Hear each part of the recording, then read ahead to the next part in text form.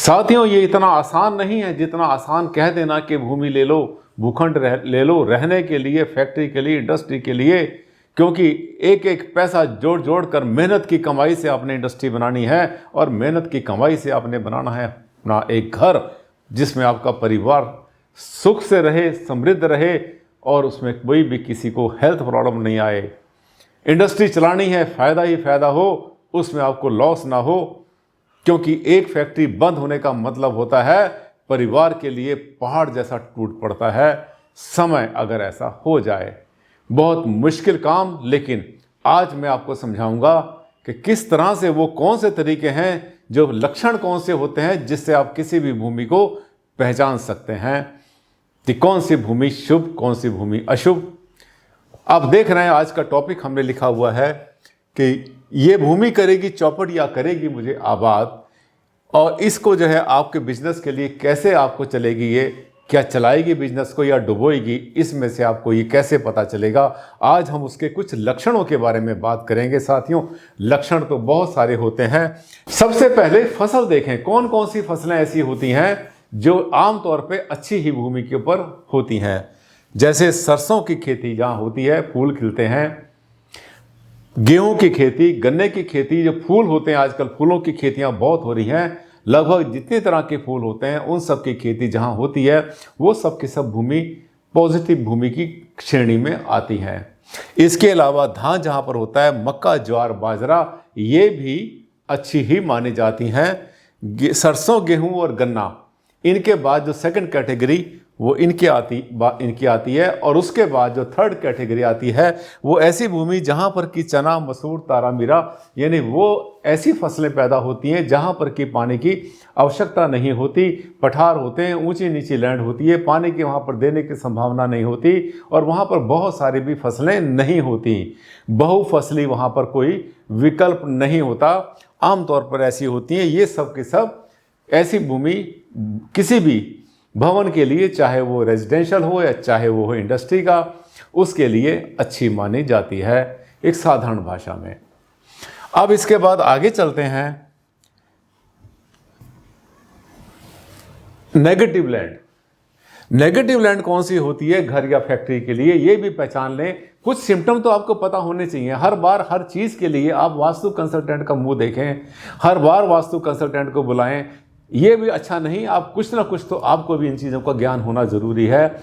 Vastu consultant आता है, मैं जाता हूँ कहीं साइट के ऊपर, तो मैंने आपको बताया था मेरे पास बड़े महंगे महंगे इंस्ट्रूमेंट्स, बड़े महंगे महंगे सेंसर स्कैनर होते हैं जो कि दूध का दूध, पानी का पानी कर देते हैं। करोड़ों रुपए की टेक्नोलॉजी होती है, पर वो संभव नहीं है कि हमेशा आपके लिए मैं अवेलेबल हूँ या फिर वो सेंसर स्कैनर हर वास्तु कंसल्टेंट के पास हों।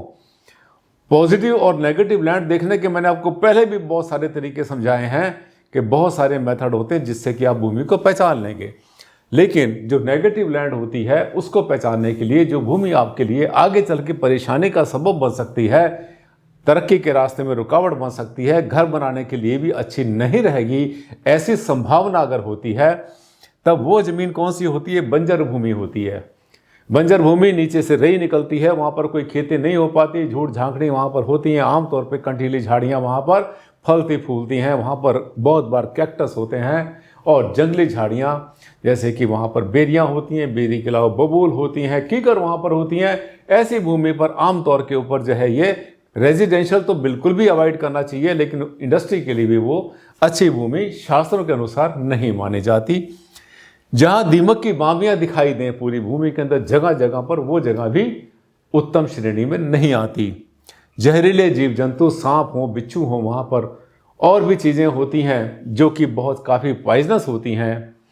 ऐसी भूमि के ऊपर भी, जैसे बिस्कोबड़ा भी होता है, और भी चीज़ें होती हैं, जंगली छिपकलियाँ होती हैं, जंगली जीव जंतु और भी होते हैं जो कि काफ़ी जहरीले होते हैं। अगर ऐसे जीव जंतु कहीं पाए जाएं तो वहाँ पर भी जाकर अपना रहने का निवास या अपनी इंडस्ट्री के लिए अवॉइड करना चाहिए। खड़े रहने को मन ना करे। अब आते हैं सिम्टम के ऊपर। ये तो हमने देखा कि आंखों से जो नज़र आता है वो चीज़ें ये थी, लेकिन इसके अलावा कुछ सिम्टम भी होते हैं। आप भूमि के ऊपर गए, वहाँ पर चल रहे हैं, धीरे धीरे खड़ा होने को मन नहीं करता, दिल करता है यहाँ से भाग जाओ। अचानक से प्यास लगी, देखिए कितना गहरा सिम्टम बता रहा हूँ। आप भूमि पर गए, बिल्कुल ठीक थे, कोई समस्या नहीं थी, लेकिन वहां जैसे चले 5 मिनट के अंदर आपको एकदम से प्यास लगी, मन में बेचैनी हुई, दिल घबराया, वोमिटिंग की फीलिंग आपको वहां पर हो सकती है, यानी उल्टी आने की फीलिंग आपको हो सकती है, सिरदर्द का हो सकता है वहां पर आपको महसूस हो, और चिंता सी लगने लगे आपको।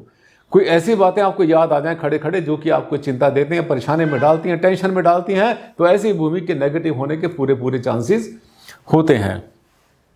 इसके अलावा आसपास की फैक्ट्रियां सिक यूनिट पड़ी हों, इंडस्ट्री तो बनी हुई है, बहुत बड़ा भूखंड है, बहुत बड़ी ज़मीन, बहुत बड़ा एरिया, लेकिन वहाँ पर आपको पता चला कि 100 में से कम 80 यूनिट तो बंद पड़ी हुई हैं, सिक यूनिट पड़ी हुई है, कोई इंडस्ट्री वहाँ पर नहीं चल रही है, तो वो भूमि भी आपके व्यवसाय के लिए, फैक्ट्री के लिए अच्छी नहीं होगी। इसके चांसेस होते हैं, संभावना इसकी बढ़ जाती है। कोई गंदी स्मेल आ रही हो खड़े होने के बाद, वहाँ पर कोई जहरीली स्मेल वहाँ पर आ रही हो और आपका दिल करता हो कि नहीं, यहाँ तो हमें खड़े नहीं रहना चाहिए, ये सब के सब नेगेटिव सिम्टम होते हैं जिनको कि आप आसानी से बिना किसी कंसल्टेंट के पहचान सकते हैं। इसके बाद आगे चलेंगे। पॉजिटिव भूमि के लक्षण पहले ही बताए थे, इसके अलावा कुछ और भी होते हैं। देखते ही मन प्रसन्न हुआ, आप किसी लैंड पर गए, इंडस्ट्रियल एरिया है, खाली प्लॉट पड़े हुए बने हुए हैं, जहाँ भी वहाँ पर गए और वहाँ पर आपको दिल कर रहा है, आप गए थे 2 मिनट देखने के लिए, वहाँ टहल रहे हैं, बार बार आपका मन कर रहा है वहाँ पर कि एक चक्कर और लगा कर आता हूँ, एक बार और देख कर आता हूँ। वहाँ पर घूम रहे हैं, लोगों को साथ में लेकर जा रहे हैं, उसके बारे में बातचीत कर रहे हैं, उसकी प्रशंसा कर रहे हैं, मन ही मन प्रसन्न हो रहे हैं, तो ये मान लेना कि भूमि वहाँ पर अब पॉजिटिव है और आपको वहाँ पर अच्छा फल मिलने के पूरे चांसेस होते हैं। आमतौर पर जो खेती की ज़मीनें होती हैं उनको हम पॉजिटिव कैटेगरी में ही लेते हैं।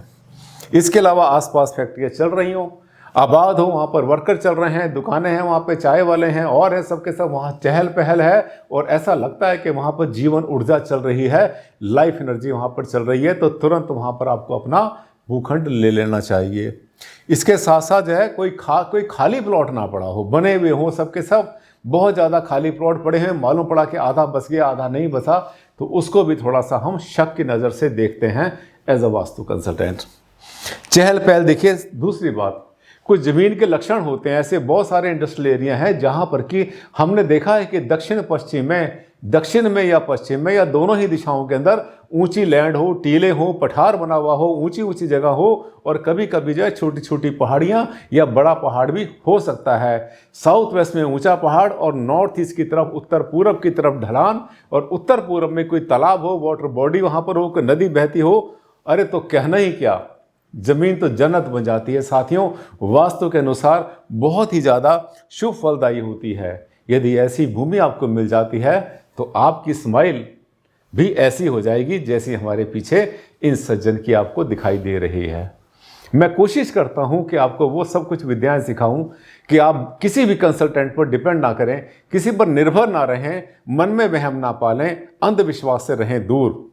यही आपको सिखाने की कोशिश करता हूं। मुझे लगता है कि अगर आप उद्योगपति हैं, दुकान है आपकी, शोरूम है, फैक्ट्री है या नया मकान बनाने जा रहे हैं, तो आपको मेरा वीडियो बहुत ज़बरदस्त, बहुत अच्छा लगा तो आपने चैनल को कर लिया होगा सब्सक्राइब, और अगर वीडियो अच्छा लगा तो लाइक बनता है, पक्का बनता है लाइक मेरा, और हाँ, शेयर कर देना इसको सोशल मीडिया पर भी। साथियों, अभी के लिए बस इतना ही। कल फिर मिलेंगे आपसे, एक नए टॉपिक को लेकर आऊँगा जिसको ढूंढ रहे हैं आप बड़ी शिद्दत से। तब तक के लिए दें आप मुझे विदा। नमस्कार। साथियों, आपने मेरे चैनल को करना है सब्सक्राइब। कितना आसान तरीका है, देखिए मेरे हर वीडियो के इस कोने पर आपको दिखाई देगा एक रेड कलर का बटन, उसको आपने क्लिक किया, करते ही जो मेरा वीडियो आएगा उसके ऊपर देखिए ब्लैक कलर से लिखा हुआ सब्सक्राइब। ये इधर भी हो सकता है और वीडियो के नीचे हो सकता है। आपने जैसे इसके ऊपर आपने क्लिक किया, हो गया। कितना आसान था, आज कर लो, अभी कर लो।